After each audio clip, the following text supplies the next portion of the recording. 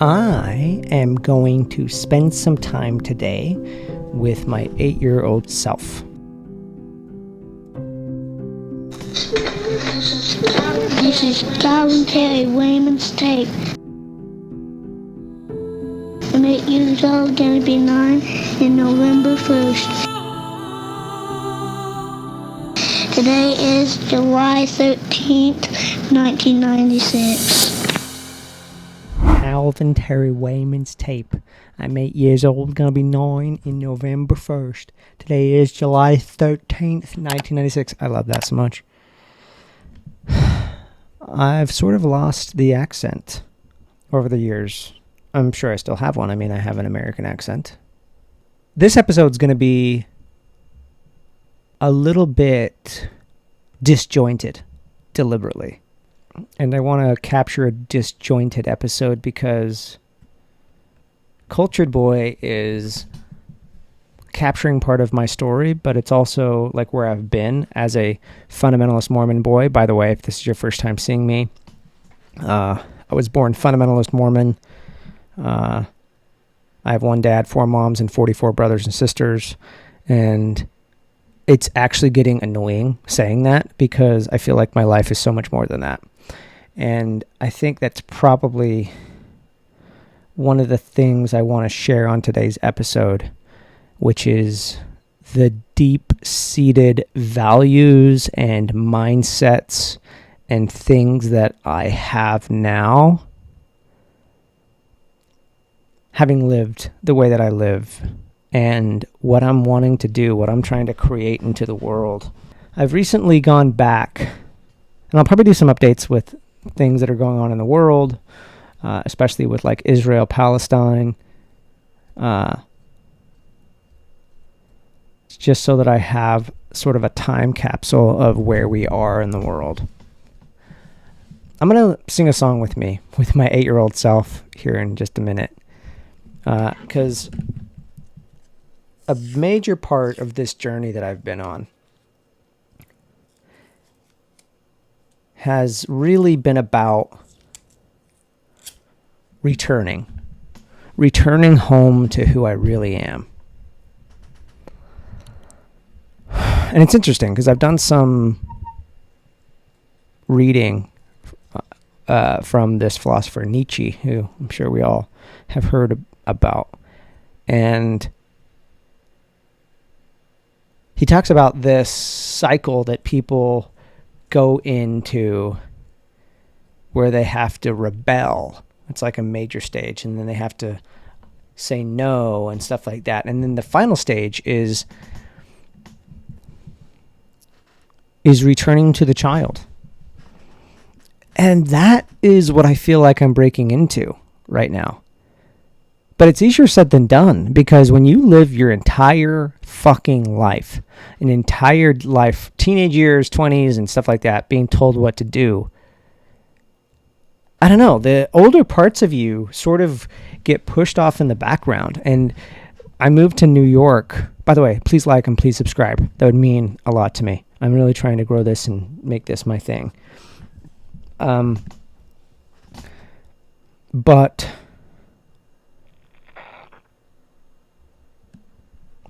I'm leaning into the things that sound interesting to me,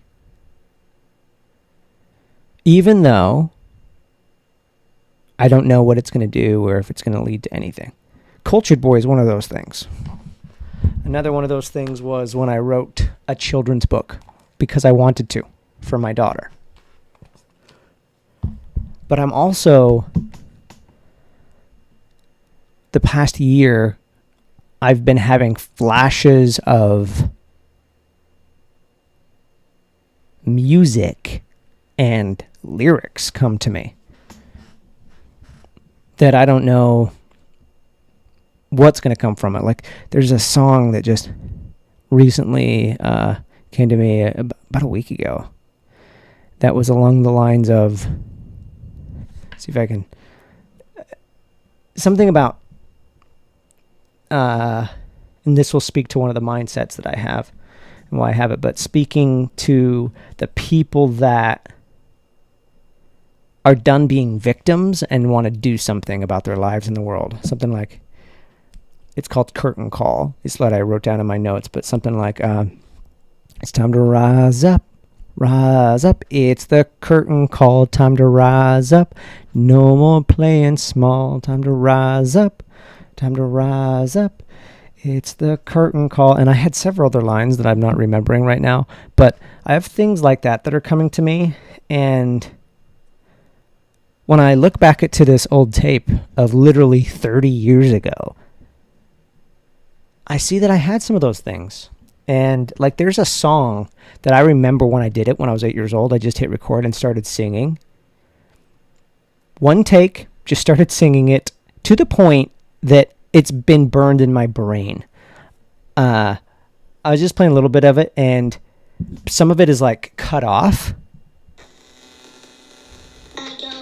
It starts off right there. It says, I go comb my hair. There's a part that got cut off in the audio. So I'm going to say the beginning, and then I'll play it right here, and I'll sing it with myself, and then I'll come back. It's start off with, it's like a day in the life of an 8-year-old fundamentalist Mormon kid named Calvin living in Riverton, Utah. When I wake up in the morning, I first make my bed. I say my prayers. And then I get dressed. Then I play this. I'm going to sing it with myself. Then I go comb my hair. And then I go... I think I have a different tune in my head. And then I go to eat. To eat. And I go to school. I hope I get straight A's. Still wanted to was perfectionistic back then. And then we get a break to eat lunch. And then we can play some games. And then we have to go back. And then we have to go back. And then we have to go back to school. And then after that, we go home and do our chores. Oh, yes, we do our chores. And then we get washed up for dinner. And then we have a little rest. And we watch TV for a while at 6. We turn it off at 6:45. And then we go outside to play for a while. And then have to go get in my jammies. Then I go to play for a little bit more. And then after that I go inside, use the bathroom, and go to my room and say our prayers. And then I go to bed. 8-year-old me carried it out longer than I did. Oh my gosh, there's so many layers to this. There's so many layers to this one little song. I'm so glad I have this. And I'm glad that I get to share it on my own show. I'm really excited about this. I'm really excited about putting this on here. So, because this covers so many things. There's the personal side that it covers for me. And that is this natural human urge to create and express. I had that as a kid.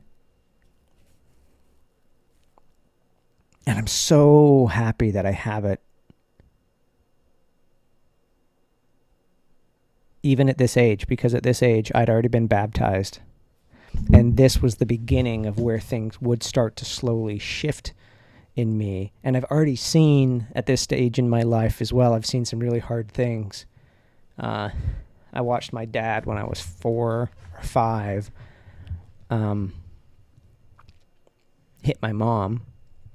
And that put me in a questioning state, and I also repressed that memory for a long time, up until about when I was leaving, and I've done a lot of processing on it.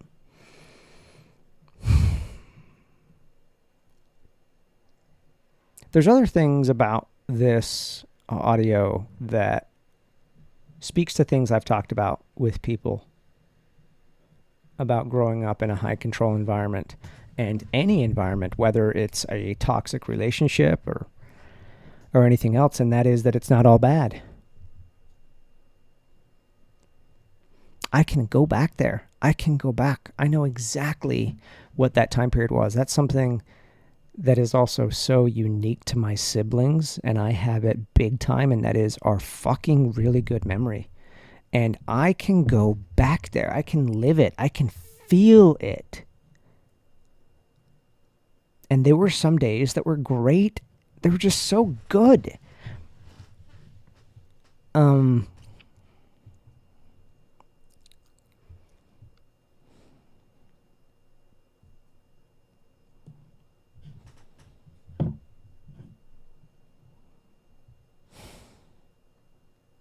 This age was before a lot of responsibility.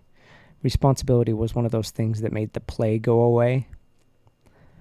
We still tried to find some ways to have play in our life, and we definitely did. Playing guns with different siblings in the barnyard. This was a time period where leaving the yard area close to the house was sort of against the rules, which made it more fun to do. And I just remember, I talk about it in here, like going into the schoolroom and doing school because I was homeschooled. I fell in love with school super early. As you can hear, I talk about getting straight A's.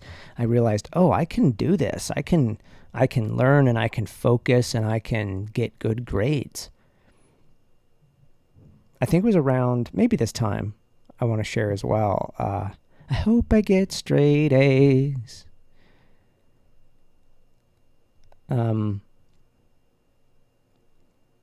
There was something my mom did around this time that was really cool. I think it changed my life. And it makes me feel so grateful to her that I don't think I would have gotten it had I been in a public school system. But I remember, I don't know what subject it was. Let's say it was math. Probably was math because I loved math. I loved figuring out math problems because it was something that was pretty absolute, and I liked truth. And my mom had a report card, and she put an A on it. And then I asked her, what happens if I do extra? Because I would make my own math problems, or I would go do extra math problems in the back of the book. And she said, well, you'll get extra credit. I'll give you an A+. So I was like, okay, awesome. So I went and did the extra math problems and did a lot of extra, and I took it to her, and I was like, I did extra. And she's like, very good. And she put in marker A+. And I love that. It was like a dopamine spike. And then I remember I got something extra for doing extra. I'm going to go back and do it again. And so I went back and I did even more math problems and wrote down some of my own that I had never done before, or that I wrote out on a piece of paper, problems, just figuring it out on my own, making up problems and answering it and stuff like that. And I took them to her again. And I said, look, now what do I get? And she's like, oh, you already got an A+. And I was like, and she saw that I was kind of bummed for a second. I was like, but this was way harder. And she was like, actually, you know what? And she wrote A++. 2 pluses. A++. And it meant so much to me as a little kid. And I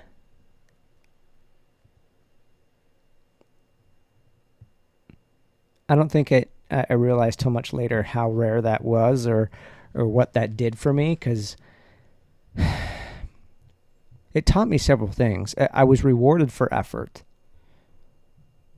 but I didn't know till much later that you can't get A++ in a typical education system. And so I love that there were things like that again gave me little seeds of empowerment.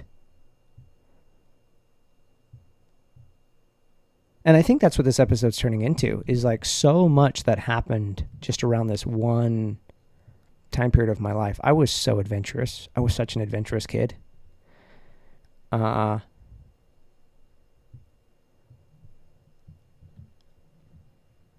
was so adventurous. I was the one that I would go first. I would be willing to climb we had poplar trees. Poplar trees are like these tall, skinny trees at the back of our property. And sometimes we would see nests at the top of the trees, and I would be the one to climb it. I was a very small kid, and so I would climb everything I could climb. And I remember my siblings like Melanie and David being like, yo, Calvin will do it. Hey, Calvin, go check out what's in that nest. And I remember climbing up that nest, climbing up to the tree, reaching it, and kind of seeing, because I wanted to see if there were any eggs in it. And I remember like looking in the nest and to see if there was any eggs or chicks. And instead there was like in the nest was a full fucking nest of these bugs called earwigs, and they dumped all over my body. And it scared me so much. I'm at the top of this tree. I let go and I break branches all the way down, but and crash my butt in the ditch of water that the trees were in. Like, I fell far, but strangely, it didn't break any bones or anything. I just got up and I like brushed myself off with those bugs. But that gives a sense of who I was. Like, we didn't go to public parks. We didn't go to fun houses that you can climb on things. So we did it at the yard. I remember I loved being chased around this age. And so there was me and like 3 other brothers around my age. And we would play tag and cops and robbers. And I was always like climbing on the barn roofs and the chicken coops and like jumping high off of things.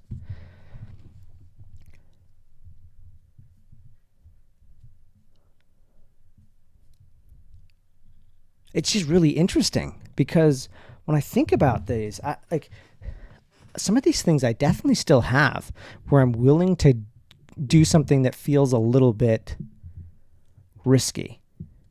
I was also willing to act a little bit. One thing I didn't mention is around this age, my dad got married for the 4th time, actually. He got married to my 4th mom, and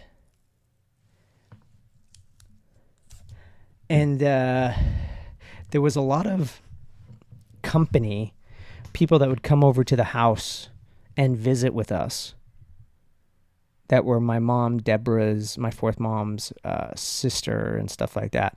And I had crushes around this age, my first crushes. I had a major crush on my my mother Deborah's sister Audrey, and she must have been like, I don't know, 22 or 23, but I liked her so much. And I definitely hung out with them a lot, because I remember one of my other moms, my mom Valate, who I did not get along with. I did not get along with my mom Valate. If any of my siblings are watching this, they'll understand why. I love you, Mom Valate, if you see this, but you were hard to live with as a kid.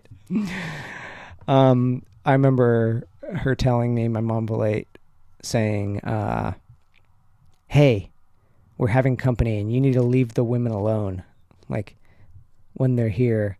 But that's not the major part that I find funny. The major part I find funny is after the company had left, getting in trouble because you hung out with the girls too much.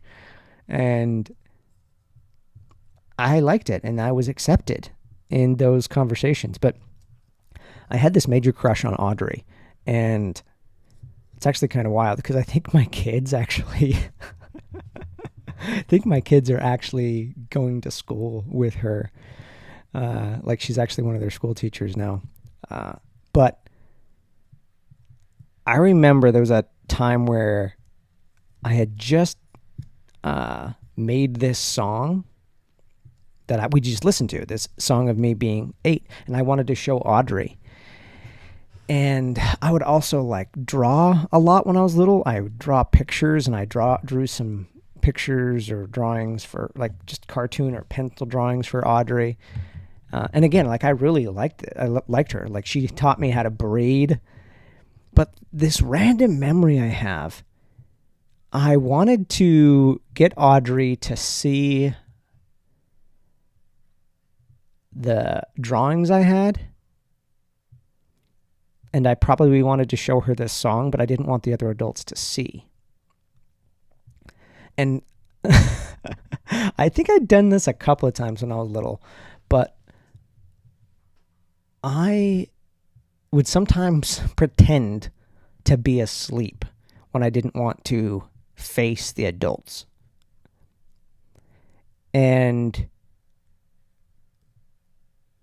Or if you're wanting to get information. It's actually a great tactic. But I remember being outside and I had like these drawings that I had for Audrey, and then I heard my dad say, "Where's Calvin?" And I go, "Crap." And I just lay on the grass under this tree and pretend to be asleep. And I remember having this wood homemade bat on my drawings, just sort of trying to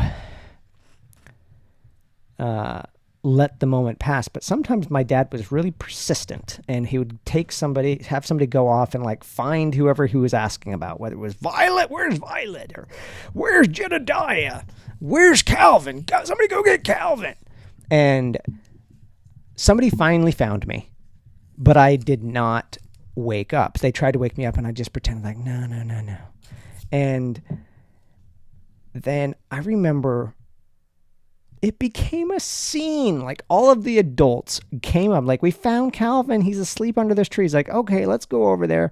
And I remember Audrey, this crush I really liked, getting on the grass and putting my head in her lap and plucking a blade of grass and tickling my face and my nose to wake me up. And I even remember like hearing some of the other adults look at the pictures that I drew. It's like, oh, I think he drew those for you, Audrey, and stuff like that. And then I woke up and pretended to be asleep and stuff like that. And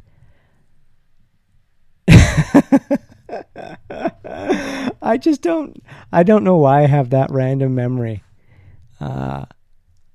I liked it on several levels.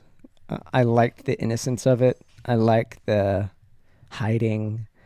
I liked the Audrey coming over and tickling my face.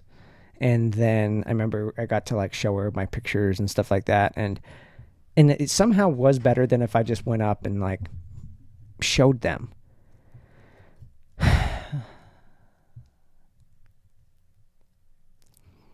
Why does this matter to me? It matters because I think it gives me clues on who I am. That I like doing things for people, that I like creating. I like that childlike energy that I was when I was 8. Because I think that's what we all are. I think we have that deep inside.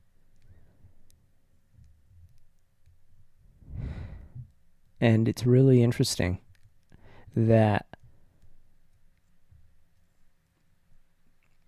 as I'm getting older, I feel like I'm getting younger. And people are noticing this too. If I look at where I was a few years ago and I look at who I am now, I literally feel like I'm aging backward. Now, I don't look younger than I did when I was 8, but I'm getting more comfortable with myself. I'm dancing, I'm creating. Now, there's other parts of me, though, that I know that I get in my own way. And I think it also came from around this time period, because I remember it was a short time after this period where I remember getting teased for the first time very aggressively. Singing a song or something on the tape and then feeling like I have to stop it and re-record it and thinking that maybe a sibling or somebody would think that it was dumb.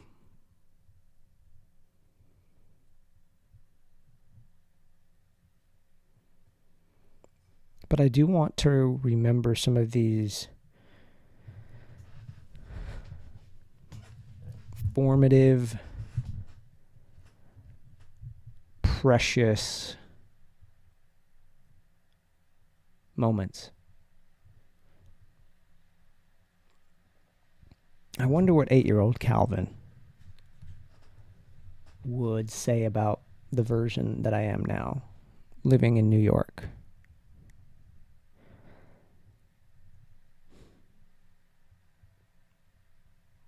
When people do these exercises, I hear people do them and it's usually always just positive. Like your 8-year-old is probably really proud and everything. And I think he is. But I think there's this other side of me that's like, he also very much believed in the religion, the work. And I think he'd be a little bit terrified that it was wrong. And I think maybe that's even something that I still need to work out in therapy and journaling and with myself, like getting peace with that part of me. Because I think there's still this part of me that does feel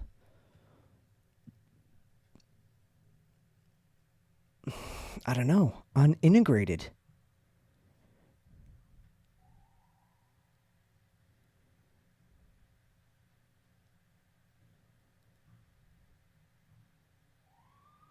There's so many memories that I have around this age. My life was so rich and is so rich.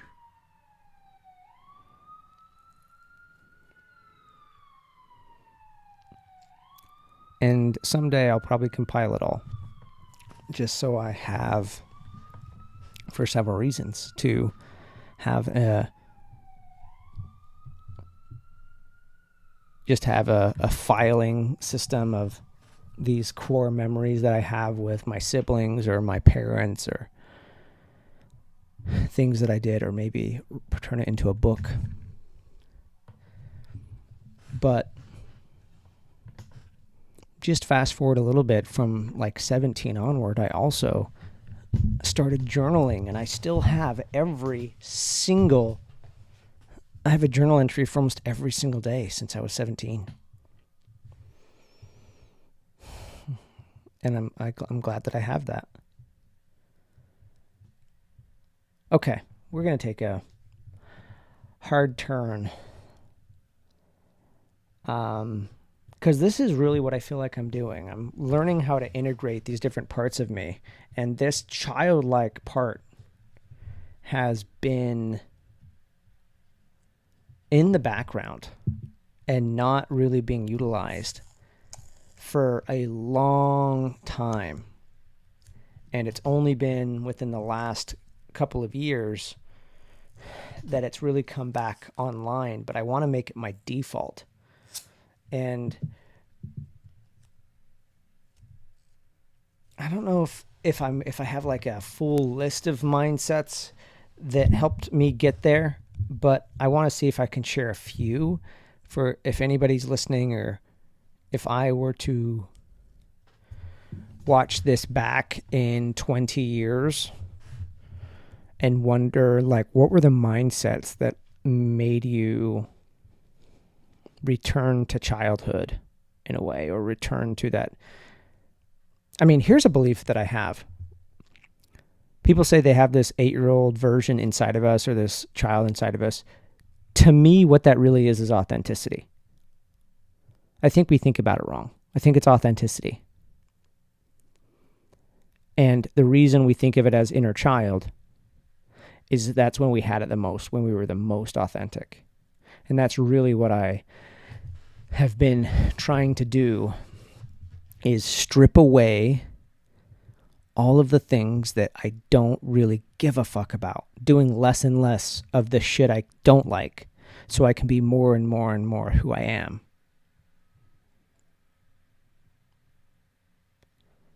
So a couple mindsets come to mind. One of them is, I want to share the mindset of what I was thinking when I left the religion. And I was just journaling on this recently. There's so much of my life that's like, oh, I left something. I left Utah. I left the religion. But it wasn't that. It was really what I was choosing into. And what I realized when I was leaving is that I had one life. And I wanted to make the most of this one life that I knew for sure that I had. I hope there's something else after this, but I know I have this one. And so I want to make the most of this one life that is mine, even if that means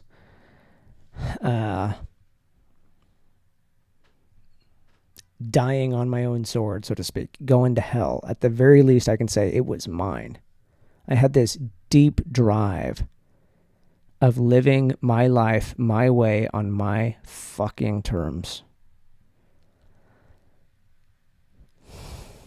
And that drive must have come from years and years and years of feeling like I couldn't be myself.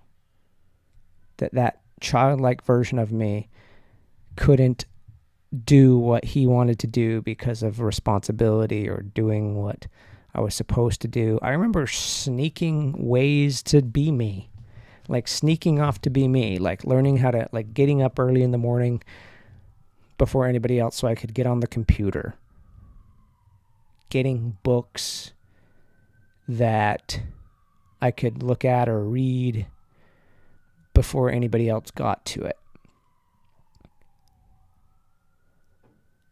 But that was a major one, is realizing that my life was my life.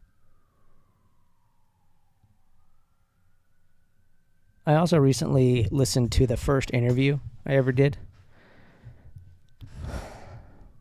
I'm so glad I have some of these older things, like something else I'm not going to play now, but I have a poem that I wrote when I was 15, and I was on the local radio station, Cable 93, about the war that we were starting with Iraq.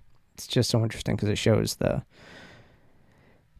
gives me a sense of what I was thinking and how I was connected to America at the time, but also how I was conditioned to think and believe. But one thing that I really like with this interview I did, I think it was like a decade ago, 9 years ago, it's like, what do you want to be known for? Is one of the last questions. And I said that the ordinary can become extraordinary. And I believe that. That is a mindset that has driven me and continues to drive me.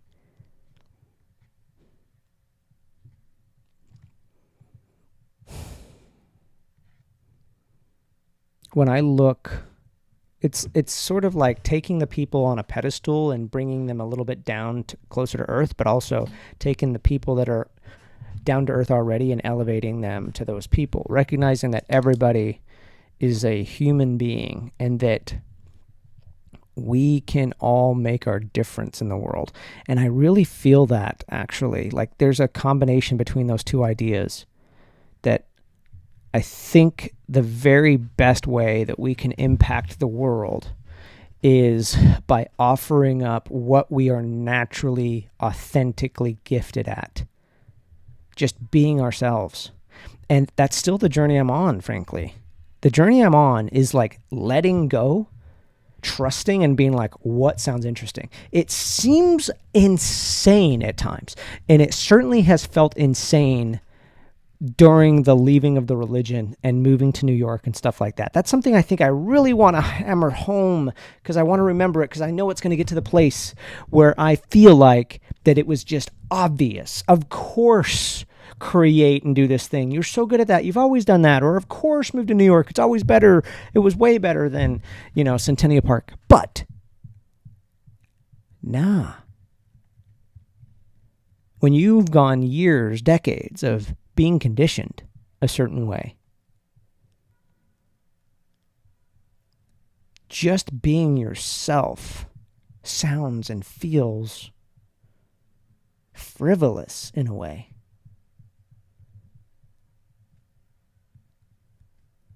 I'm glad I'm having this conversation with myself even as I'm recording this, because I think I take for granted the journey that I've been on with leaning into this.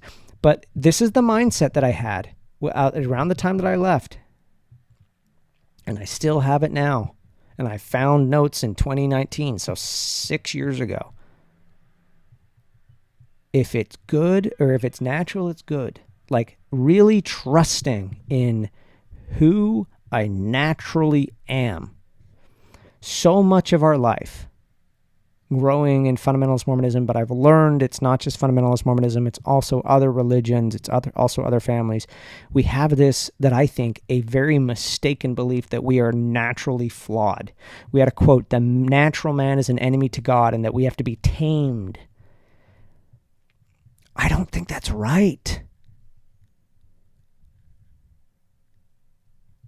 And where it's easy, like, well, what do you do? Do you just be a crazy animal and go nuts? I don't know if I'm naturally that way. Like, I like being generous when it's coming from me and I'm not being persuaded to be generous, to give my 10%, or even in church saying you should be kind to people. I think that gets in the way, because when I've done some really fucking nice things and kind things to people, and I did it because I wanted to.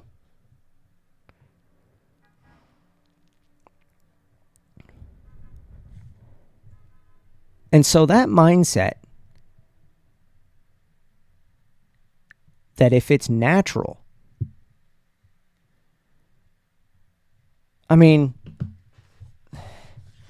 it's at first it seems like that's insane. And then when you zoom out and you realize how flawed we are as humans, and we think, because what we're actually doing when we're not trusting the millions of years of evolution is we're trusting in some narrative. We're trusting that, oh, this is the right way to be. No. The other thing too is, like, we also have conflicting pieces of information, because we'll say that you need to be trained and that you're fundamentally broken, or what Christians say that you're born in sin or whatever. But then we'll have these other sayings like trust your intuition, trust your gut. What's this other quote? How the fuck am I forgetting it? It's something like to thine own self be true. That's basically meaning stick to your nature.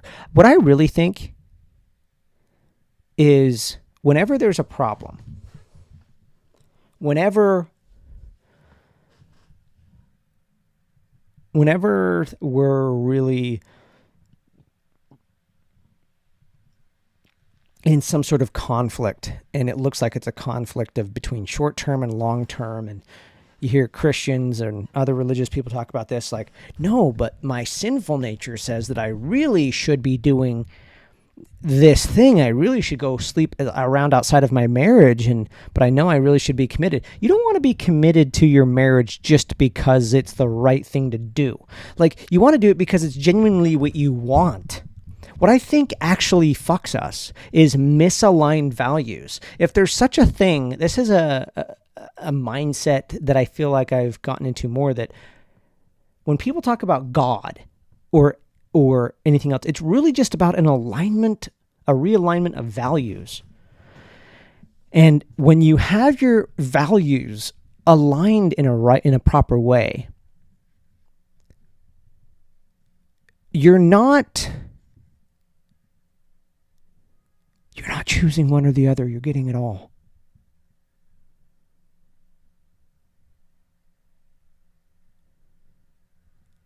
Like, if you really get into what you're really looking for, let's use the example of sexual satisfaction. If you are oriented in the right way and you orient towards depth, then I believe that you can have a marriage that you've been together for 9 years or 19 years or 29 years that gives you whatever you would have gotten with a one-night fling,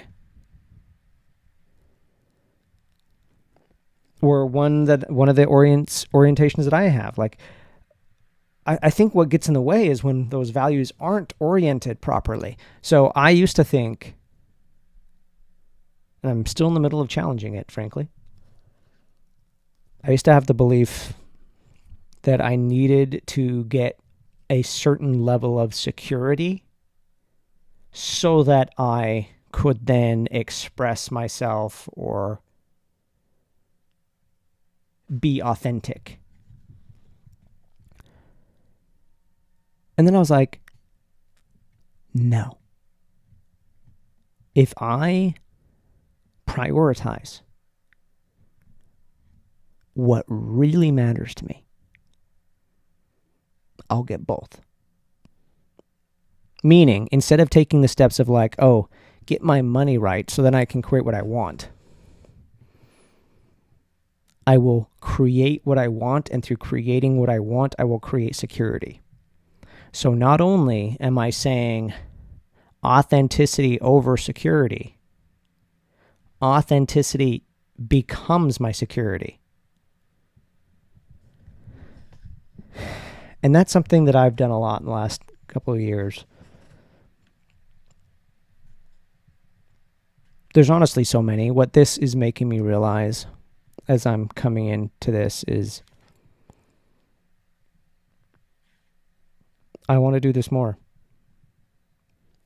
where I'm capturing some of the journeys I've taken and why I've made the choices I've made. It's why I moved to New York. I mean, who moves to New York from a small town? Isn't it expensive? Yeah, it is. But I've got one life, and in my one life, why the fuck would I prioritize security over authenticity? Security is an illusion. I'm going to die. And New York is the place where I have felt that I can be myself. Here's another mindset, another thing I realized around this whole money thing.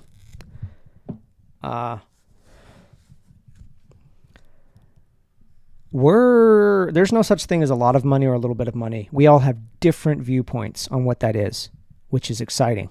Because if you realize that it's relative, like a lot of money is relative, then you can change your brain of what you consider normal. When I was in a day job, making $3,000 a month was a lot. And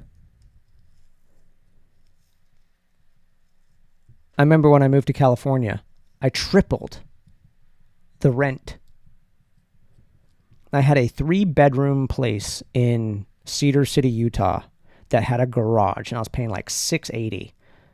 And then I went from that to spending like $1,700 in Oceanside, California. But it changed me. It changed my brain on what was normal. But I remember when I was on the beach one time, I was hanging out with this older lady. And again, I feel like I'm stretched so much with $1,700. And I'm talking to this old lady that's lived in Oceanside for a couple of decades, I think, looking at the sunset. Was talking to her how I just moved here and stuff like that. And she said, yeah, I live just right here. And after the conversation, I said, yeah, I'm heading home. I just live 10 minutes up the road. And she said, yeah, I live right here. And I was like, oh, you live up the road too? And she's like, no, right here on the beach. Like, she showed me her condo. It was right on the beach. And I was like, oh, cool. Just out of curiosity, how much is rent? And I don't know what I was expecting. Maybe 3, but she said $7,000. And I shit myself when I heard that. My jaw hit the sand. But what was shocking even more is she noticed my reaction. And then she's like, I know what you're thinking. It's really cheap. That's what she said next. I know what you're thinking. It's really cheap. And she then had to explain herself. Like she said, everybody else here is paying $15,000, but the reason I'm paying only $7,000 is I've been here for however long she's been there, like maybe 15 years. Blew my fucking mind. And then I remember hearing people I was following online, like this guy Gary Vee, that has made up to $100,000 for a single fucking keynote. Good job, Gary. And I mean, let's just do some math.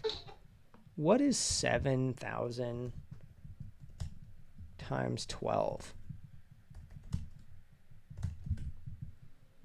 It's $84,000, which means I imagined being Gary Vee and was like, wait a minute. For 1 hour, for one talk, you cover your entire, if he was living in this condo, for 1 hour, you cover your entire,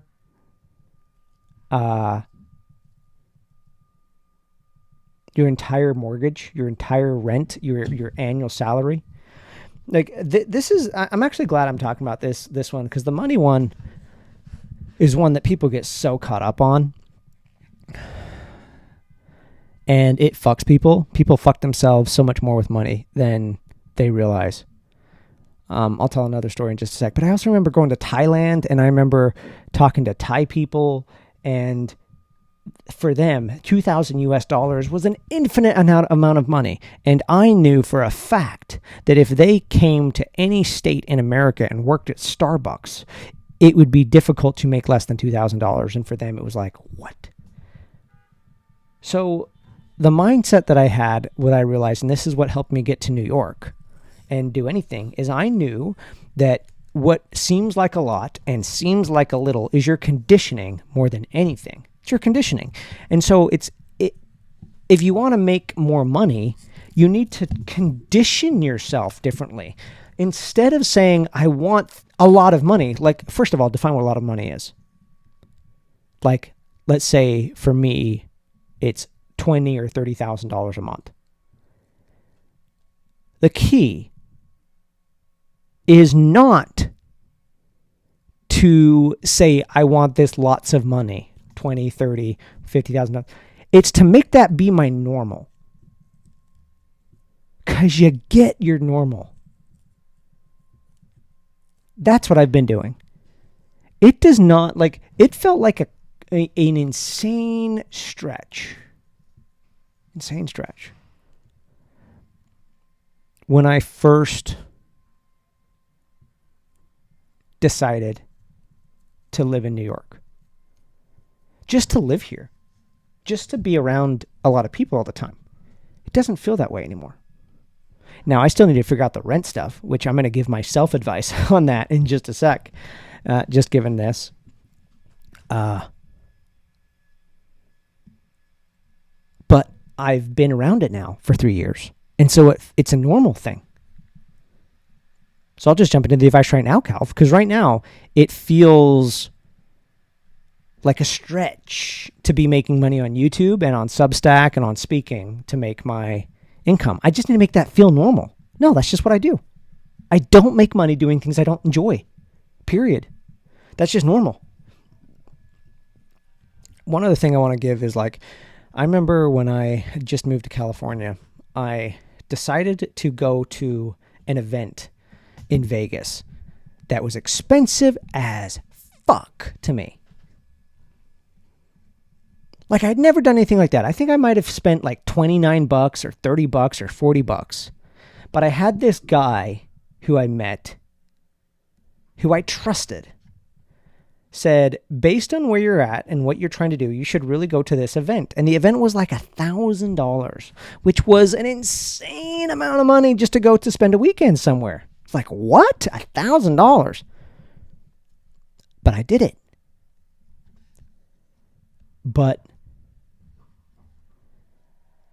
that event changed my life for several reasons. Not just the talks, which the talks did, and they was like really cool speakers there, like business speakers, entrepreneurs, yes, Gary Vee, but like Damon John, Robert Herjavec, these Shark Tank guys, and these other really big speakers. But what I really, really, really appreciated is it really shook up my understanding of what it meant to make a lot of money and what it meant to be rich. Because going into that event, I thought to get wealthy, you screw people. You get maybe a little bit more creative, but rich people aren't really looking to help people and stuff like that. I met so many wealthy people that weekend, and what blew me away is how kind and generous they were. So many of them in conversations, genuinely listening, asking how they can, what I need help with, and some of them helping me. They didn't have to, but they did. And then I realized that human beings have this sour grapes analogy where if we want something, but we can't reach it, we then demonize it. And then I've realized that every human being is different. That's one of the benefits of growing up in a family of 44 siblings and different parents. There's not a single person that was the same. And so when people say, oh, if people were to say Terry Wayman's kids are this way, that was bullshit, because everybody's different. They're like, and the situation's different. So when people say rich people this and billionaires that and millionaires this, it now started to feel like complete nonsense. And that was freeing. Because we have these narratives that trap us. That making money somehow means you're a bad person. No, it means you did something. It means you provided something enough that whether it was a lot of things for a little bit or a lot of money with a few. I don't think Billie Eilish is a demon because she probably makes millions and millions of dollars. That's insane. That's not in the same camp as Elon Musk. And I'm not even going to, because I use him on purpose, not because I think he's a demon, just because I know that other people do. I've met billionaires. And I've heard stories how some billionaires are miserable, and I'm sure they are, but I've also met some very nice ones.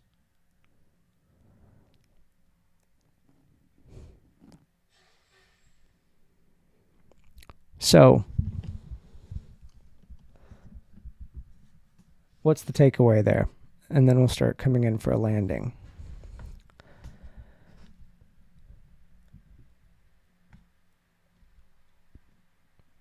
Another idea that I had that I think ties all this together is if something disempowers you, like you feel like you can't, there's a lie somewhere at the base. There's a base assumption somewhere. Don't believe anything that disempowers you. And so if you are wanting to go after something, but then you have these belief systems like rich people this, and you don't want to be considered a bad person or whatever, then you're going to get in your own way. And so I think the takeaway for me is just recognizing that we are all moldable. And that's what keeps me going. Because I feel deep down that there is something that this little 8-year-old version of me, this authentic version of me, has to give. I think we all have something like that. I think we all, when we're being true to ourselves, we create a win-win. That's another major mindset. I believe in win-win. I don't believe in zero-sum. I believe in win-win. In relationships, I don't believe in compromise. I believe in win-win. I believe that when you're staying in integrity with what you actually believe and want, then you are aligned with yourself. You encourage alignment in others, and that dualistic alignment creates synergy, this win-win effect that is better than the sum of its parts. It's like two things together like create an explosion of goodness. I think that's also what aligned values does. I think it sort of uses a lot of energy together. Like it's not just picking one over the other. It's like when you align it, you just a singular focus helps all of them.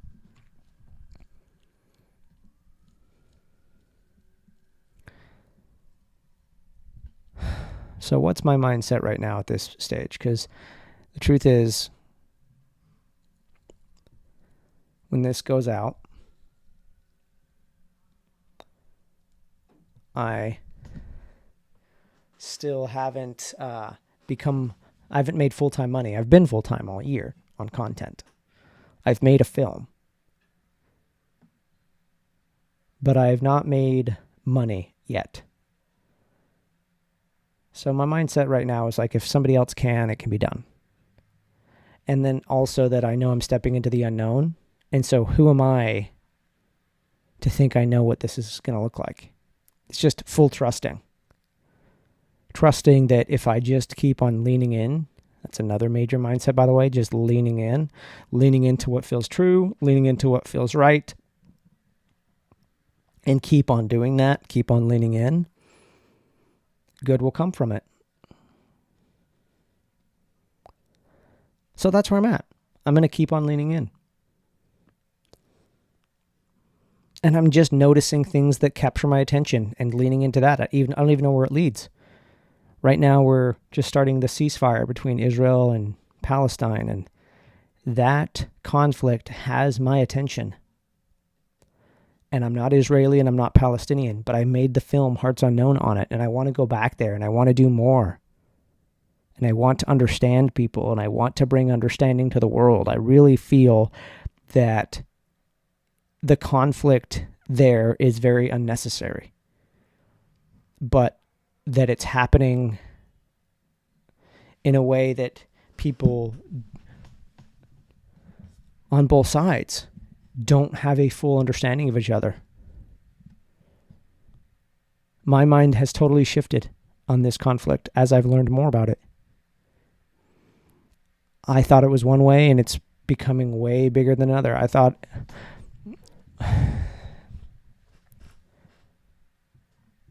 that I thought Palestinians were just backward, animalistic people because of their religion. That's not true. No, it's not true. I don't believe that. Not after I dig into it.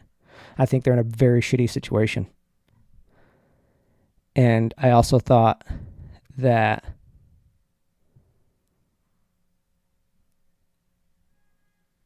people just hated Jews. And I know that there is a lot of anti-Semitism, but I also think that that's too simplistic. Because I've talked to Palestinians. And there's something deeper. It's a values war. It's not about land. It's about something very, very human. And I'm not saying I have the full answers, but I'm going to keep leaning into it and figure it out and learn and expand my understanding of it, because I believe that human beings are capable of so much more than we realize, and we've already done so many insane things with reality up to this point. From the computers that we have, what I'm creating here on YouTube, airplanes. We can get along.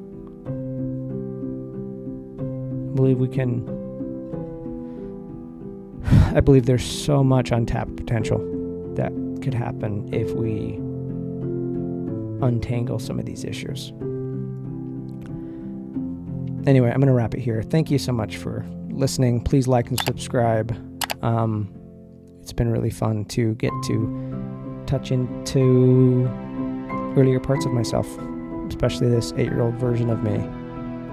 And that's what I want to bring to the forefront more and more. Because again, what that is to me is just being real with who I really am, and trusting that the more real, the more authentic that I am, then that becomes the very best thing for myself, for my friends, my family, and the world.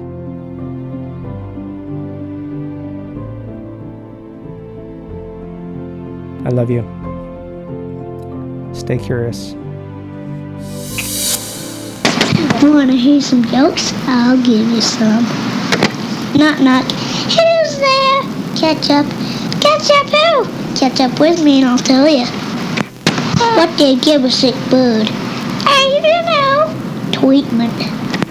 What do you do on the 4th of July? Sometimes you have it at your own home, or you go have it somewhere else with some other folks. Maybe they invited you and maybe they didn't.